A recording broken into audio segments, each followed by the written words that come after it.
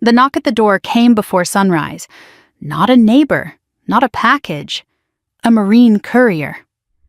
I opened the door in my robe, and he said my name with that careful tone they teach at Arlington, slow, steady, like every syllable might break a bone. He held a folder, not a flag, and I knew what it meant before he spoke. 10 years later, I still remember that sound, the soft thud of his boots on my porch and the silence that followed. That was the day my husband died on duty, the day my life folded up tighter than his flag. For years, I lived by the book. I learned to iron creases in grief, to stand at ceremonies, to say thank you for your service to strangers when no one said it to me anymore. My family said I'd changed. They said I'd become cold. They stopped calling. After the funeral, no one came back. Not my sisters, not my mother. I guess they thought a Marine's widow belonged to the Corps more than to them. So I lived alone in our small house near Jacksonville, North Carolina. A Marine town, noise of jets, by day silence, by night. I took work at the base commissary. I cooked for one. I visited the grave twice a month.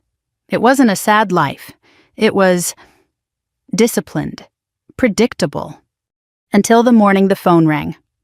"Mrs. Carter," a woman's voice, formal, careful. "This is Child Protective Services. I'm calling about a dependent listed under your late husband's name." I thought I'd misheard. A dependent, my husband's been gone 10 years. "Yes, ma'am," she said. "The child's mother recently passed away. We're trying to locate next of kin." The kitchen clock ticked once, twice. My hand went cold around the receiver. "You must have the wrong Carter," I said. "My husband was Staff Sergeant Daniel Carter, United States Marine Corps. He died in Afghanistan." "That's the name we have, ma'am. Daniel Carter. The birth certificate lists him as father. The boy's name is Evan. He's 8 years old." 8. I did the math. That would mean... I set the phone on the counter and just stood there. The air in the kitchen felt heavy, thick with disbelief. My husband had been faithful, always faithful. The word Semper Fidelis engraved on his ring still gleamed in the jewelry box. But the paperwork didn't lie. "Where is this child now?" I asked finally. "He's in temporary care, ma'am. The mother, Ms. Ruiz, passed from breast cancer 2 weeks ago. We're looking for family who might take custody before foster placement." Foster placement. I imagined a boy Daniel's eyes, maybe his stubborn chin, sitting in some waiting room while strangers decided his fate. "I need to see him," I said. "That's possible," the woman said carefully. "But you're under no obligation. We understand this may be difficult." Difficult! That word, people use it when they mean impossible. I agreed to meet her at the county building the next morning. I hung up, sat down at the kitchen table, and stared at the folded flag on the shelf. 10 years of silence broken by a single call. That night, I didn't sleep. I kept replaying every moment from that last deployment, our phone calls, the letters, the months after he died. How could there have been another woman, another child? And yet, a part of me kept hearing his voice steady and kind. "If someone needs help, you show up." When dawn came, I ironed my blouse the same way I used to iron his uniforms. I made coffee I didn't drink. Before leaving, I stood by the flag again and said quietly, "If he's yours, then he's mine too." At the county building, the caseworker, young, polite, exhausted, met me in the lobby. "Mrs. Carter, thank you for coming. I know this is unusual." She led me to a waiting area that smelled like crayons and disinfectant. In the corner, a boy sat, clutching a backpack almost bigger than he was. Curly, dark hair, thin wrists, eyes too serious for 8. "Evan," she said gently, "this is Mrs. Carter." He looked up wary. "Hi." I managed to smile. "Hi, Evan." He didn't smile back. Just studied me like a soldier assessing a stranger on uncertain ground. "Would you like to sit?" the caseworker asked. We sat at a low table, papers between us. The caseworker explained the process, temporary custody evaluation background check. Her words blurred together. All I saw was the boy's hands twisting the strap of his backpack. "Do you know who I am?" I asked him quietly. He shrugged. "They said you're my dad's wife." "Your dad was Daniel Carter," I said. "He was a Marine."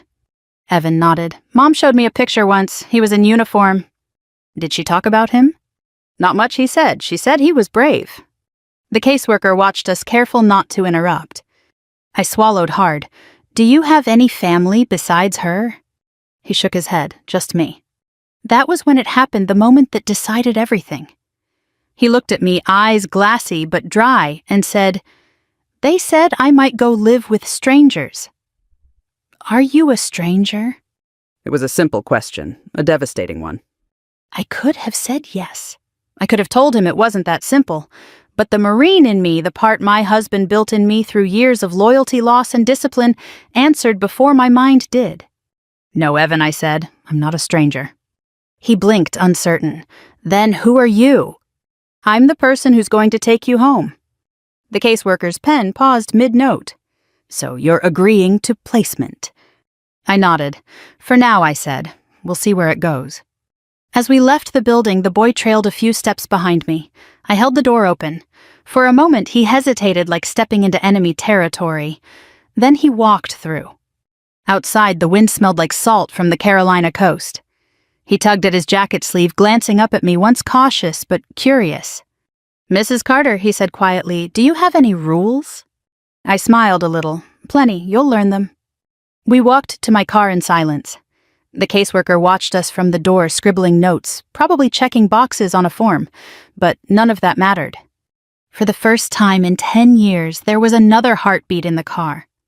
And for the first time in 10 years, I wasn't alone. The county office gave me a temporary placement packet thick enough to choke a lawyer, signatures, initials, background checks. They said it would take about a week for the full clearance, but since the boy already knew my husband's name, they were willing to allow provisional custody.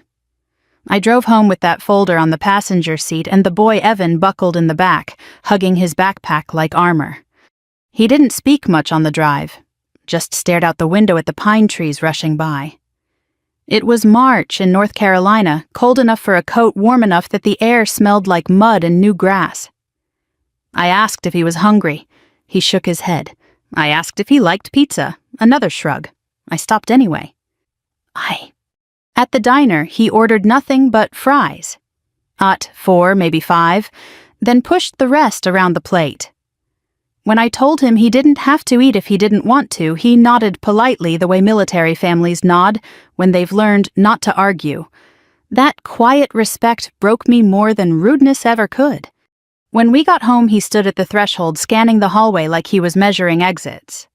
I showed him the guest room, fresh sheets, folded blanket, a framed photo of Daniel on the dresser.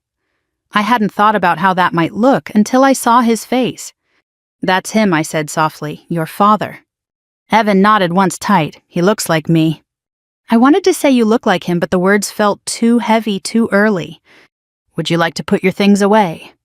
He unpacked silently a pair of jeans, 2 shirts, a sketchbook, a toothbrush, and a zip bag. No toys, no photos, no keepsakes, just survival items. That night I stood outside his door, listening to the creak of bed springs, the soft scrape of pencil on paper. When I peeked in, he was drawing. Lines neat, deliberate, too good for an 8-year-old. I asked what he was making. Just something for Mom, he said. I nodded and left him to it. I didn't know what to say that wouldn't sound like a lie. 2 days later, the caseworker called.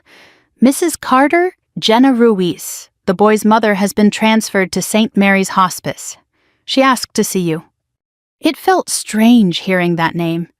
The woman my husband once loved, the woman who'd raised his son without telling me. But the Marine in me knew duty doesn't stop where comfort ends. I said I'd go. When we arrived, the hospice nurse led us down a hall lined with paper butterflies. The air smelled of antiseptic and lavender. In room 204, a thin woman lay propped against white pillows, dark hair pulled back, oxygen tube tracing her cheek. She opened her eyes when we entered. Evan, she whispered, voice papery, you came. He rushed to her side, and for a moment I felt like an intruder in someone else's family photo. She looked at me. You must be Mrs. Carter. I nodded. I am. Thank you for coming, she said. I wasn't sure you would. I wasn't sure either. She smiled faintly. Fair enough. Evan clutched her hand. Mom, she said I could stay with her. Jenna's eyes watered. Good. She'll take care of you. Your dad would have wanted that. I stood at the foot of the bed. Did you know I existed? Her gaze flickered. I knew. But by the time I found out I was pregnant, he was gone. And by the time I thought to write, I convinced myself you'd hate me, or worse, pity me. I wanted to hate her, but looking at her so thin, so young, I couldn't. She wasn't the villain. Life was. He never knew, I said quietly. She shook her head. No, I wanted to tell him. Then the knock came on my door. The same knock that had come to mine. Evan looked between us, confused. You both knew, Dad. I forced a smile. We did. Was he nice? I glanced at Jenna. She nodded for me to answer. He was steady, I said, the kind of man who made everyone around him braver. Jenna closed her eyes, tears sliding down. That sounds like him. A nurse entered, adjusted her IV. She needs rest, the nurse said gently. Outside the room, the caseworker spoke quietly. She doesn't have long, maybe days. In the hallway, Evan asked, can we come back tomorrow? Yes, I said, we'll come back tomorrow. That night, he didn't touch his dinner again, just sat at the table tracing circles on the wood grain. Mom's gonna die, isn't she? I couldn't lie. Yes, sweetheart, she is. He nodded, jaw trembling, but eyes dry. Do people go to heaven? I hesitated. I think the good ones do. Then she'll be fine, he said, almost convincing himself. I reached across the table, covered his small hand with mine. He didn't pull away. That felt like the first step of something trust, maybe, or shared grief. 3 days later, Jenna passed quietly at dawn. The hospice nurse called. We arrived minutes too late. Evan stood beside the bed, gripping his sketchbook. He didn't cry, neither did I. Afterward, the nurse asked if there was family to call. Evan looked at me. I heard my own voice answer, yes, I'm his family. We left the hospice with a brown envelope death certificate, personal effects, a locket with a tiny photo of Daniel. Evan wore it under his shirt. Driving home, he finally spoke. Was she scared? I think she was tired, I said. But she wasn't alone. He nodded. Because we came. I looked at him in the rearview mirror. His face was pale, eyes fixed on the horizon. But he wasn't breaking. Neither was I. When we got home, he went straight to the guest room and closed the door. A few minutes later, I heard the quiet sound of pencil on paper again. I walked to the mantel where the folded flag sat between Daniel's medals. For 10 years, it had been a monument to endings. Now, for the first time, it felt like the start of something else. I whispered, He's here, Daniel. Your son's here. The day after Jenna's funeral, I stood in the kitchen making pancakes because that's what people do when there are no words left. Evan sat at the table, chin on his arms, eyes fixed on the window. The sky was gray and still, the kind of Carolina morning where even the birds seemed tired. I asked if he wanted blueberries or plain. He said he didn't care. I made both. We ate mostly in silence until he asked, Did my dad like pancakes? He did, I said. He used to burn them every Sunday. That earned the faintest half smile, then quiet again. I'd lived in that house alone for a decade. Everything in its place folded, polished, spotless. Now there were sneakers in the hallway, a backpack on the couch, a toothbrush by the sink that wasn't mine. The sound of another person breathing in the same space felt both comforting and foreign, like hearing music from a room you thought was empty. I thought taking in a child would feel like doing the right thing. Instead, it felt like standing in a storm without armor.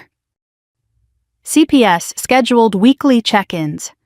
The caseworker came with her clipboard, smiling politely, scanning the house like she was grading it. She asked Evan about school, meals, bedtime, emotions. He said fine to all of it. When she asked me how I was adjusting, I said fine too. We were both lying, but politely. At the grocery store, a neighbor from church spotted me with him. Oh, she said too brightly, I didn't know you had company. This is Evan, I said, my husband's son. The pause was short, but I felt it. Well, she said, bless your heart for stepping up. Not everyone would. She meant it kindly. It still burned. Small-town people mean well, but they collect stories like pennies.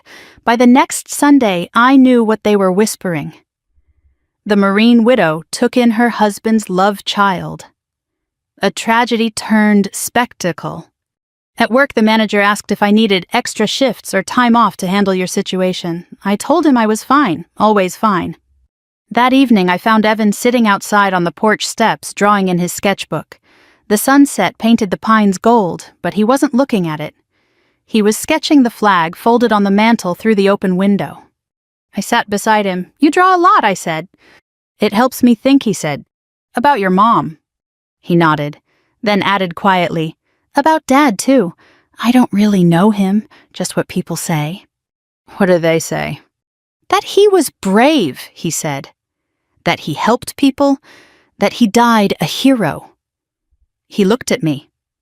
"Was he?" I took a breath. "Yes, but being brave doesn't mean you never make mistakes. It means you face them." He frowned a little, thinking, did he make mistakes? "We all do." He nodded, went back to drawing. The sun dipped lower, the air cool and clean. That night I heard him crying through the wall. Not loud, just small broken sounds. I sat outside his door, back against the wood, not saying anything. Sometimes the kindest thing you can do is not interrupt grief. The next morning, a CPS supervisor showed up without warning. Routine welfare check, she said tight smile badge clipped to her jacket. But her tone said otherwise. She looked through every room, opened cupboards, even checked the medicine cabinet. I knew that look, the one bureaucrats get when they're checking boxes to protect themselves, not people. "Everything seems fine," she said finally. "We had an anonymous report questioning the suitability of placement." "Anonymous," I repeated, "of course." She offered a thin smile. "We have to follow protocol."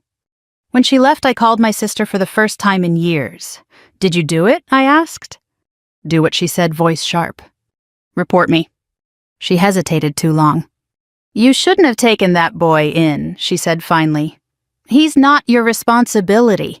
Everyone's talking, Emily. They think you've lost it." "I didn't lose anything," I said. "I'm trying to give something back."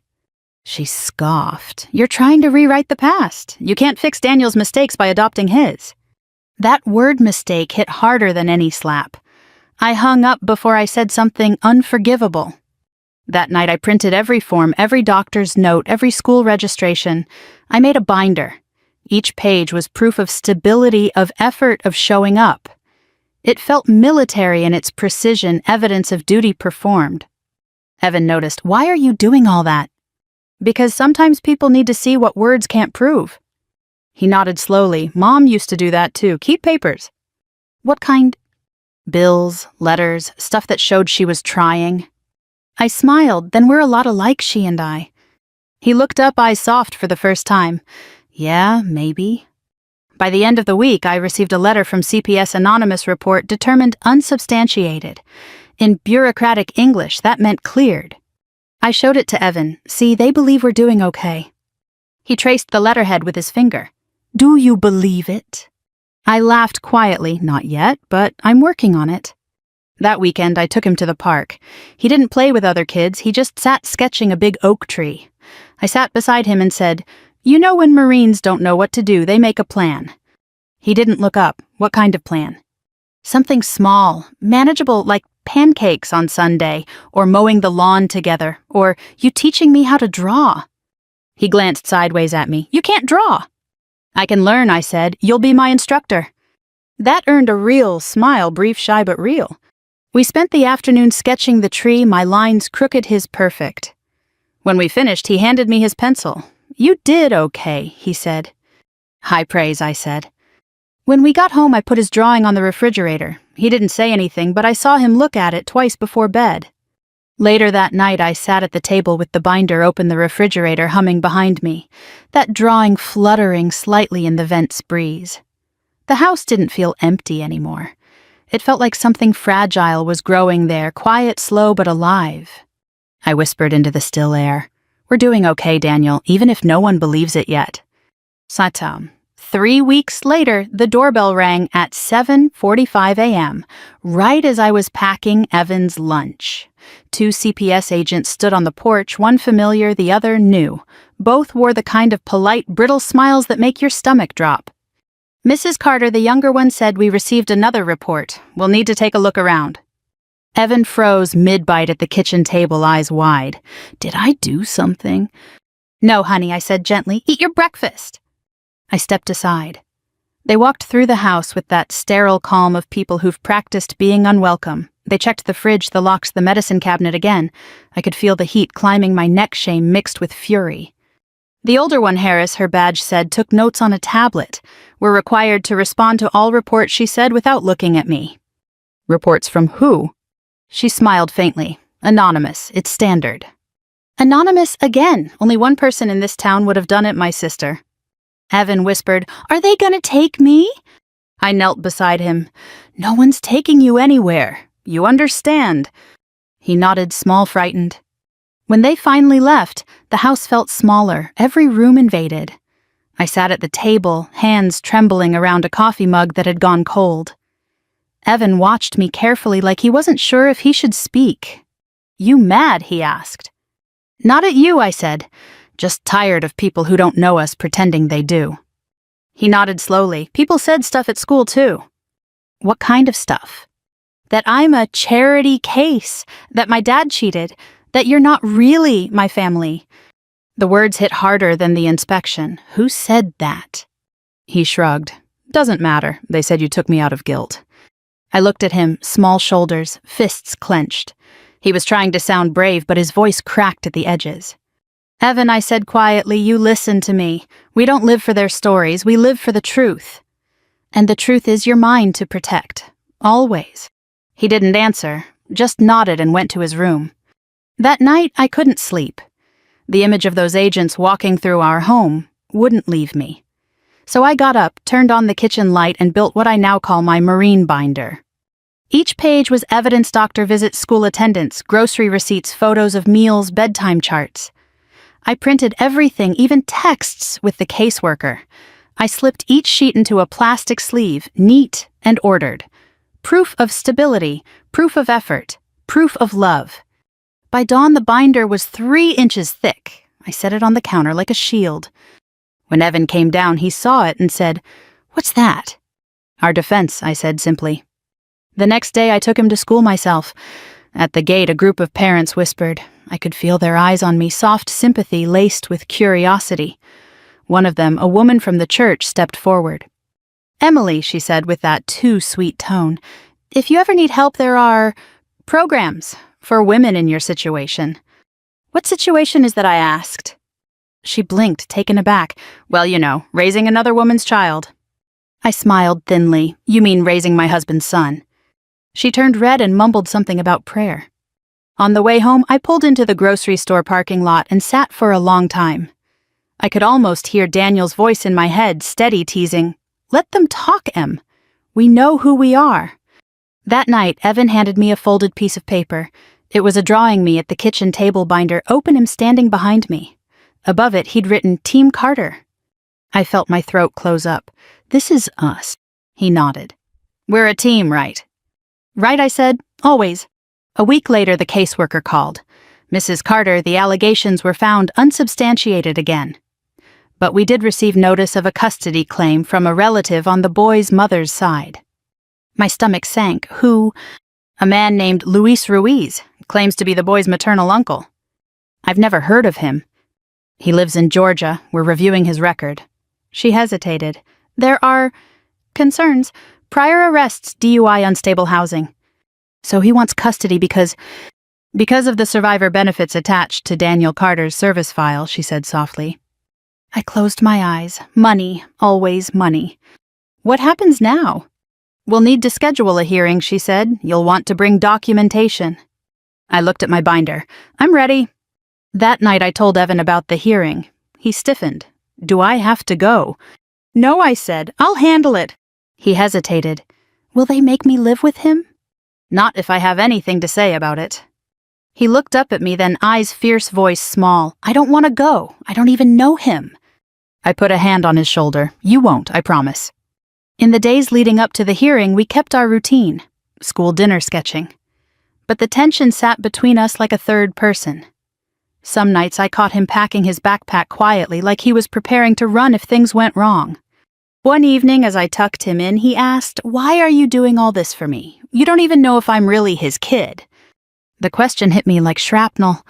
"Because I know what he'd want me to do," I said. "Because you're here, and because you deserve someone to fight for you." He stared at me for a long moment, then turned away. But just before sleep took him, I heard him whisper, "Thanks." When I finally crawled into bed, exhaustion hit like gravity. The ceiling fan hummed. The house, once silent, now breathed with us. The next morning, as I poured coffee, I noticed something on the fridge Evan's drawing, but with one addition. He'd written Semper Fi across the top. My throat tightened. Loyalty, honor, family, all written in a child's hand. I closed the binder, squared my shoulders, and said aloud, "All right, Daniel, let's finish this fight." The hearing was set for a Friday morning in the county courthouse, one of those low brick buildings that smell like old paper and cheap coffee. I ironed my blouse the night before, polished my shoes, packed my binder, and laid out Evan's sketchbook on the table like a talisman. He was still asleep upstairs, curled around his pillow like he was holding on for dear life. The drive to court was quiet. I'd left Evan with Mrs. Perez, the neighbor who made him cookies and never asked questions. I didn't want him there to hear words like custody and claimant. He'd already lost too much. Inside, the air was cold enough to make my knuckles ache. The caseworker met me outside the courtroom. "Luis Ruiz didn't bring an attorney," she whispered. "He's representing himself." I nodded jaw tight. Good. When the bailiff called our case, I walked to the table, set down the binder, and looked at the man across from me. He was in his 40s, hair slicked back, shirt, wrinkled eyes red from either drink or nerves. He didn't look evil, just broken, the kind of man who'd burned through every chance life had handed him. The judge, a woman with gray hair pulled in a bun, adjusted her glasses. "Mr. Ruiz, you're petitioning for custody of your nephew, correct?" "Yes, ma'am," he said. "I'm his blood." The judge nodded. "And Mrs. Carter, you've had temporary guardianship since the mother's passing." "Yes, Your Honor." She turned to me. "You may proceed." I opened the binder. "Your Honor, my husband, Staff Sergeant Daniel Carter, is the boy's father. I didn't know about him until after his mother passed away. Since then, I've provided housing, schooling, meals, counseling, and a stable environment.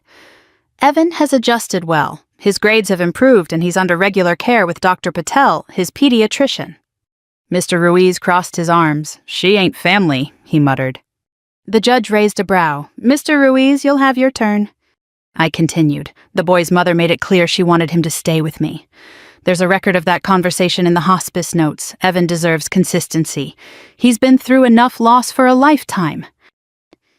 I handed over the folder. The clerk flipped through medical forms report cards, a photo of Evan holding his drawing with Team Carter written above it. Mr. Ruiz cleared his throat. "Your Honor, I can give him a family. I got a job lined up. He belongs with his own blood, not some Marine widow trying to play mom."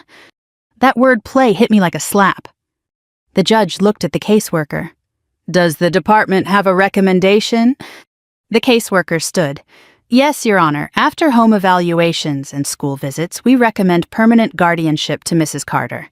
Mr. Ruiz's record includes multiple DUIs, prior evictions, and failure to maintain stable employment." The judge nodded. "Mr. Ruiz, any response?" He looked down, muttering, "Everybody deserves a second chance." "Yes," I said softly, "especially children." The courtroom fell silent. The judge signed the order. "Permanent guardianship granted to Mrs. Emily Carter. This court commends you for providing stability and care. Mr. Ruiz's visitation rights may be revisited after 6 months of documented sobriety and employment." The gavel hit. Case closed. I exhaled for the first time in what felt like hours. As I turned to leave, Mr. Ruiz spoke. "He's got my sister's eyes, you know." I paused at the door. "Yes," I said, "and his father's heart." Outside, the air felt different, lighter, like the world had exhaled with me. The caseworker squeezed my shoulder. "You did good, Emily. That was a hard one." "Hard's part of the job," I said. She smiled. "Not everyone sees it that way." When I got home, Evan was waiting on the porch. "Did we win?" he asked. I knelt beside him. "We didn't win anything, we just made it official." He grinned. "So I'm staying." "You're home," I said. He hugged me hard enough to knock the breath out of me. "Good," he whispered. I didn't want to pack again. That night I found the binder still on the kitchen counter, papers slightly bent, the seal smudged with fingerprints. I almost put it away, but something told me to leave it there, a reminder that love sometimes looks like paperwork and patience. 2 days later, an envelope arrived from the Marine Corps League. Inside was a letter from Daniel's old commander. "We heard about the boy. You're doing what he would have done. If you're ever near Raleigh, the League would like to honor his son with a medal presentation." I read it twice, tears threatening for the first time in years. When I told Evan, his eyes lit up. "They want me to get a medal." "It's your dad's," I said. "They're giving it to you." He looked at the folded flag on the mantel. "Will they play the song, the one with the trumpets?" "Taps," I said softly. "Yes, they will." A week later, we drove to Raleigh. I dressed in a navy skirt suit. Evan wore a borrowed blazer and tie. The ceremony was small but dignified, a few Marines in uniform, the commander at the podium. When he handed the medal to Evan, I saw Daniel in that boy's posture, straight back, chin up, no tears. After the ceremony, a woman approached me, gray hair, pearls of face I knew too well. My sister. She looked nervous, holding a casserole dish like a peace offering. "I heard about the hearing," she said. I was wrong. I crossed my arms. "You were cruel." She nodded. "Maybe, but I thought you were making a mistake." I sighed. "So did I. Then he called me Mom." Her eyes softened. "I'd like to meet him someday." "We'll see," I said, "if you can be kind." She nodded, eyes wet. "I'll try." On the drive home, Evan fell asleep in the passenger seat metal, resting on his chest. I kept one hand on the wheel, the other brushing his hair from his eyes when we hit bumps. The highway stretched ahead, quiet, endless, and finally ours. When we pulled into the driveway, the porch light flickered on, welcoming us home. The flag inside the house glowed faintly in the lamplight, no longer a symbol of loss, but of legacy. I whispered to the empty room. "We did it, Daniel. We brought him home." Spring rolled in slow that year. The air softened, the grass turned bright again, and for the first time in a decade, I caught myself humming while folding laundry. The house didn't echo anymore. It had rhythm footsteps, laughter slamming doors, the hum of something alive. Evan had started 5th grade.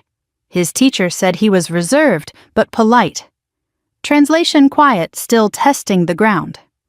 Every morning he packed his sketchbook before his lunch like it was a piece of armor. And every evening, he laid it open on the kitchen table while I cooked, sketching whatever came to mind, trees, baseball gloves, once even a bulldog in a Marine cap. Our routine was simple. Breakfast at 7, homework at 5, pancakes on Sunday. We didn't call it tradition, but it was. One Saturday I found him sitting in the yard half buried in dandelions, drawing something I couldn't quite see. I brought out lemonade and said, "You've been at it all morning. What are you working on?" He showed me the page. It was the folded flag from the mantel, only unfolded open, waving alive. "That's beautiful," I said softly. "Why'd you draw it that way?" He shrugged. "Because it doesn't look sad anymore." That night I cried in the bathroom with the door shut and the water running. Not from sadness, but because something heavy had finally lifted. Weeks later, my sister showed up again. Same gray sedan, same careful smile. This time she came empty-handed. "I wanted to apologize properly," she said.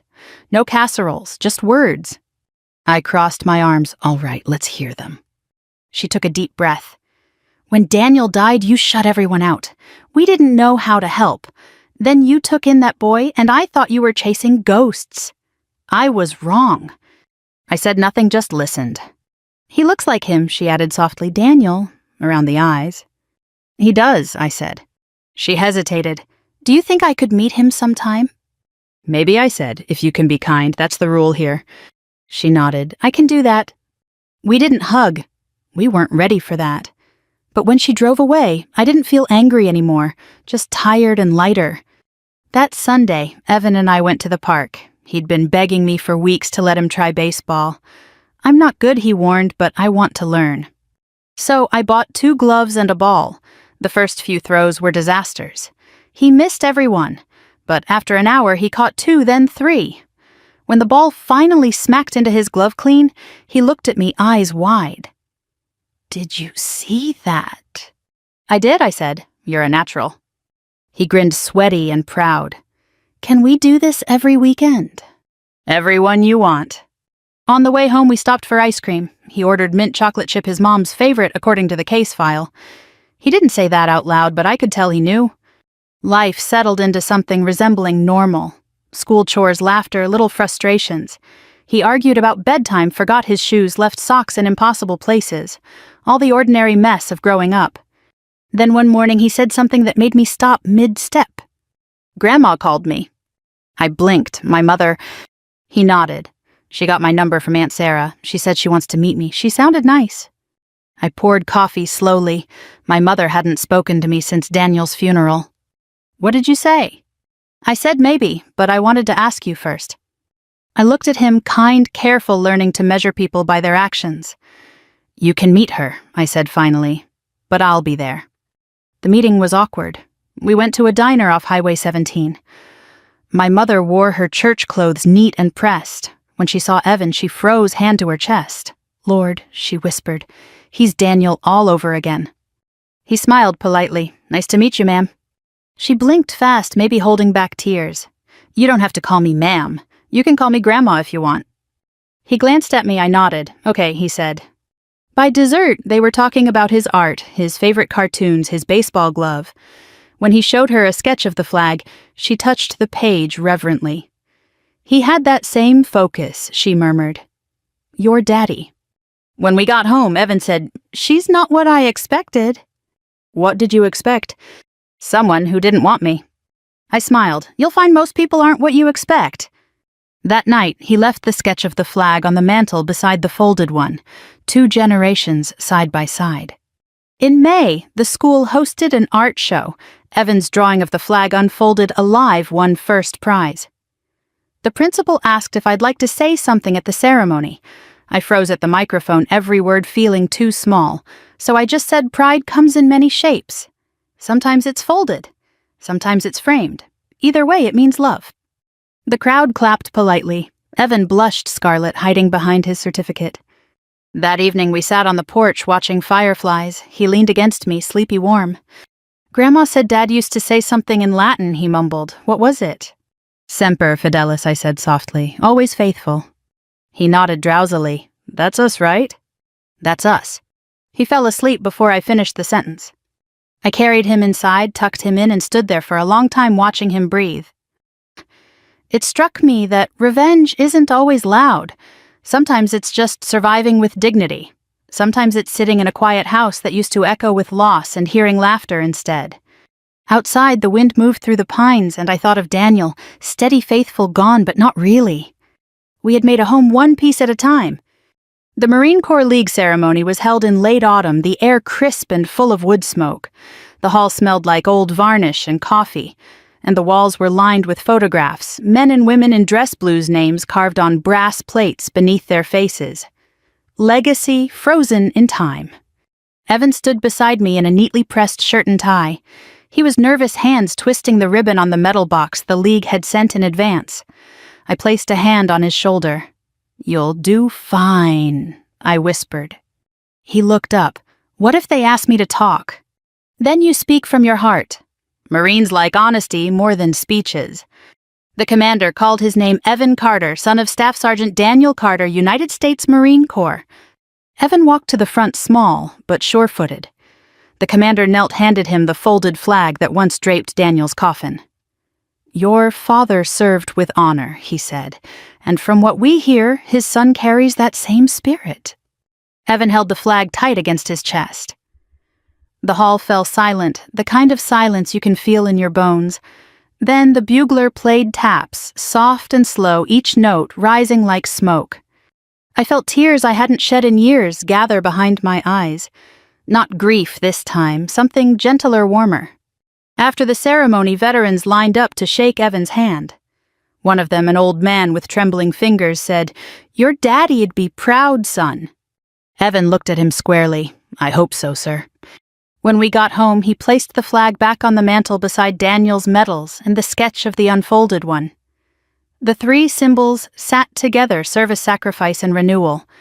Later that evening, my sister dropped by again. This time, Evan answered the door. "Hi," he said, cautious, but polite. She smiled nervously. "Hi, Evan. I brought cookies." He turned back toward me. "It's Aunt Sarah," he called. "Let her in," I said. She stepped into the living room, eyes roaming over the photos, the drawings, the flag.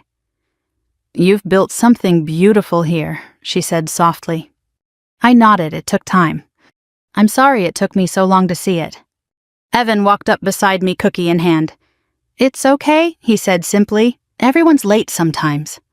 Sarah laughed through her tears. You sound just like your dad. That night after she left, Evan asked, Do you think she'll come back? If she's smart, she will, I said.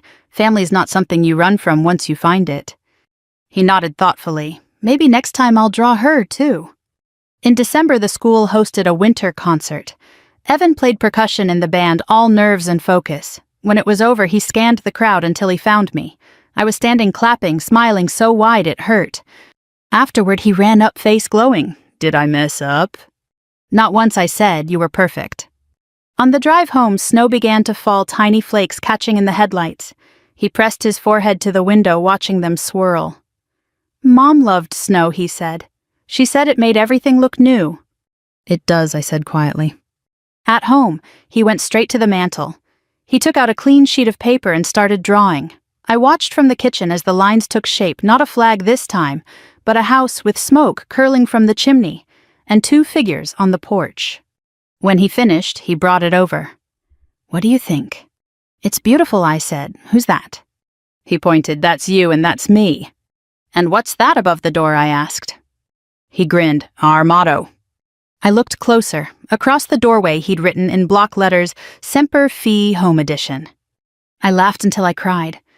Years ago when Daniel died, I thought my story had ended. I'd made peace with solitude, convinced myself there was honor in quiet suffering. But grief is a poor ending. It's just an unfinished sentence waiting for courage to finish it. Evan gave me that courage. The revenge wasn't in proving anyone wrong. It was in the simple act of building again, brick by brick, routine by routine. The real victory was turning a house of ghosts into a home that breathed. Sometimes revenge is steady hands packing lunches. Sometimes it's cheering at a baseball game for a kid who thinks he's bad at sports but keeps showing up anyway. Sometimes it's pancakes on Sunday morning and laughter echoing through rooms that used to be silent. That's the kind of vengeance the world needs more of, the quiet kind that turns pain into purpose. Now every morning when I fold his clean clothes or find sketches on the counter, I think of all the people who said it was a mistake. My sister, the neighbors, even the voice in my own head. They were wrong. Love wasn't the mistake, it was the mission. Evan is 16 now, taller than me, voice deep, hair always messy, no matter what I say. He still calls me Mom sometimes without meaning to, and every time he does it feels like a medal pinned to my heart. He's talking about studying art in college, maybe animation, maybe architecture. I told him whatever he builds, I'll be there to see it. Last week he showed me a new signature at the bottom of one of his drawings, Evan Ruiz Carter. Both names, both legacies. I asked why he used them together. He smiled, because I come from all of it, and you taught me that's not something to hide.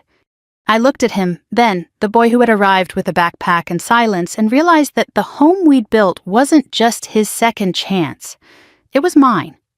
If you're listening to this and your story feels finished, I promise it isn't. Life waits in unexpected places.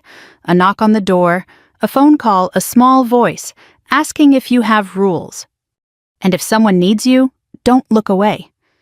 Don't tell yourself you're too old or too tired or too broken. Sometimes the purpose you lost is waiting in the eyes of someone who's just as lost as you are. So, reach out, show up, make pancakes. You might just find your second act waiting at your own kitchen table.